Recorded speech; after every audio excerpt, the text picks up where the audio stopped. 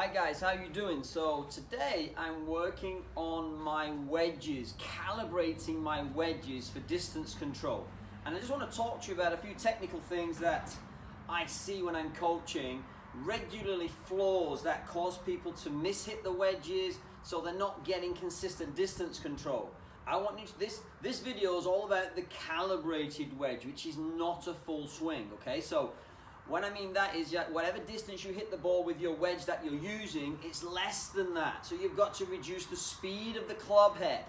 Okay, so when we're working with less speed, we've got less time to get the weight shift into that left side. So with an abbreviated swing for a shorter distance, we've got to guarantee that the body weight is in the left side when you make contact. Because remember, the key to hitting the ball cleanly is a downward strike into the golf ball. So when you start your setup, what I want you to do is when you line yourself up, is make sure that once you've got the club face lined up to where you're going and you've chosen the wedge that you want for the distance, what I want you to do is make sure you've just got a little bit more body weight in this left side. 60%, 65%. Don't overdo it, don't lean too much. We don't want too much shaft lean.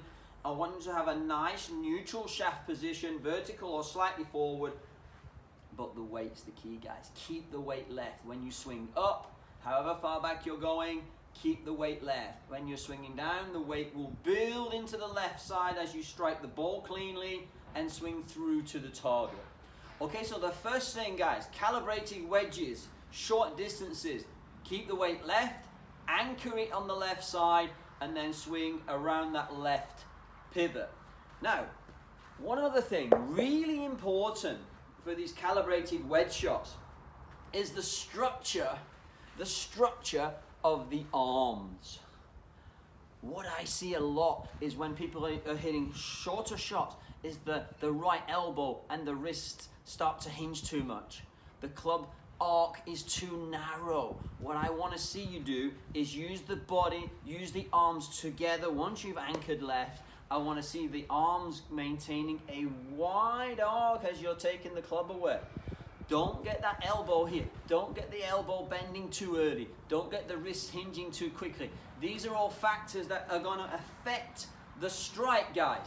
Okay? We're looking for a divot, but a shallow divot. We don't want to be hacking down too much on the ball with too much shaft lean. We want a neutral shaft and a wide arc, so you're skidding the ground. So every time you take a practice swing when you're trying to find the right speed, you want to make sure you're skidding the ground, guys. The club has to skid the ground. We don't want to dig in. Okay, so use the body. Keep the arms structured like a triangle. You see the left arm, the right arm, the shoulders. This is a triangle. Once I get the arms moving with the turning of the body, I'm just trying to get some symmetry on both sides. So one good swing thought that I like to use for calibrated iron shots, less than full swing, is the feeling of the right arm when you're swinging staying long and long.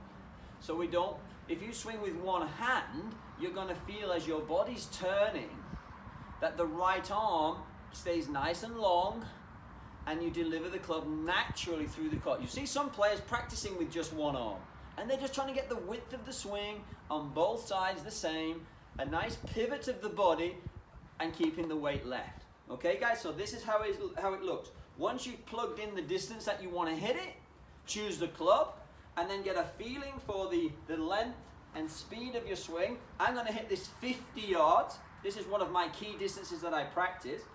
So I've got a 56-degree wedge going 50 yards. First things first, once I line up the club to my target, I'll then take my grip and set my body, but I'll just anchor a little bit left.